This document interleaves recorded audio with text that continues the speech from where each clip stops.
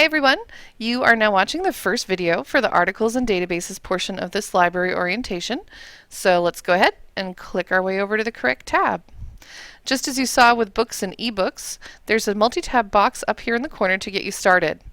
This box holds the information the library staff thinks you're most likely to want to work with. These first two tabs are for EBSCO and ProQuest, who are essentially the McDonald's and Burger King of database providers. You're going to have separate videos for each of them, so we're going to move over here to Marvel. And this tab provides you with a link that's going to take you off our site and drop you onto Main State Library turf. That's because Marvel is a cluster of databases provided by the state to all residents and students.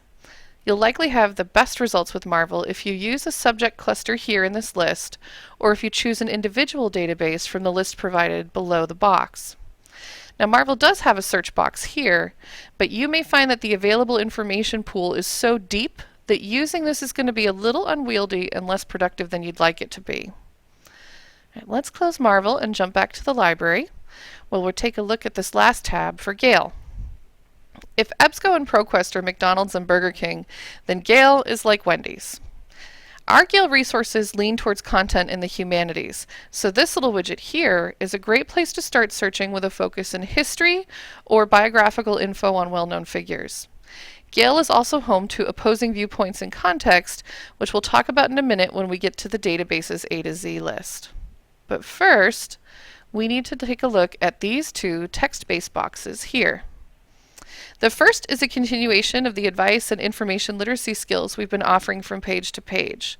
The second is a great service to support efficiency in your research. If you find an article at any point in your research process that does not include full text, don't give up on that article. Instead, gather the necessary citation data and submit it to this email address.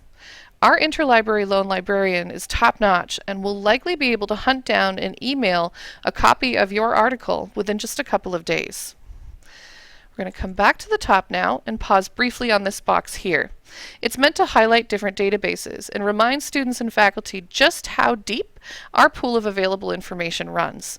So keep an eye on this box and try something new from time to time. And we're going to wrap up with a big one. It's the database's A to Z box. This box is a list and a link to every individual database SMCC has access to, regardless of provider.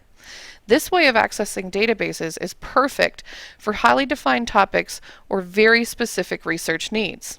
For example, if you were going to be writing a horticulture paper, you might single out Agricola, or you'd scroll a little bit alphabetically and perhaps try forest science. Or maybe you're writing a persuasive paper or speech and you need to choose a side. You might like to use CQ Researcher, or, again, scrolling alphabetically, you could look for opposing viewpoints in context or points of view reference center. These three databases support a persuasive style of writing, so they're designed to help you clearly pick a side and present your best argument.